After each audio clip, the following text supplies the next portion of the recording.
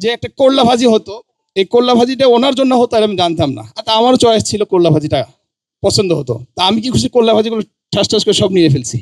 নিয়ে ফেলার পরে আমাদের বর্তমান চেয়ারম্যান জনাব তারেক রহমান সাহেব উনি আমাকে ইঙ্গিত করেছিল কয়েকবার, আমি কিন্তু বুঝিনি যে একটা করলা ভাজি খাচ্ছি, এটার কি। খেয়ে ফেলার পরে আমাকে বলা হয়েছিল যে ওটা আমার জন্য। যাই হোক, আমার আরও স্মৃতি আছে।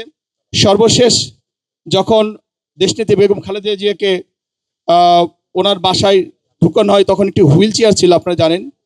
তা হুইল চেয়ারটি ধরে যখন তুলতেছিলাম, ওটাই ওনার সাথে আমার শেষ কথা।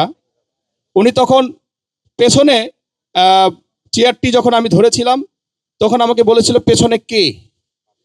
তখন ডাক্তার জাহিদ সাহেব উনি বলেছিলেন যে পেছনে রুমন। তাই আমাকে হেসে উঠে পেছন দিকে একটু ঘুরে দেখার চেষ্টা করছে আর বলছে, ও এই জন্যই তো হচ্ছে না, এরকম কি একটা কথা বলে হেসে দিল। মানে ওনার সাথে আমার শেষ ওটাই কথা। এবং হসপিটালে যখন লাস্ট যেবার নিয়ে যাওয়া হলো, ওইবারও সাথে সাথে গেলাম, সালাম দিছি রুমের মধ্যে ঢুকে। এটাই আমার শেষ তার সাথে আমার দেখা। উনি যে এভাবে এত দ্রুত চলে যাবে কল্পনা করিনি। আল্লাহ তাকে বেহেশত নসিব করুক।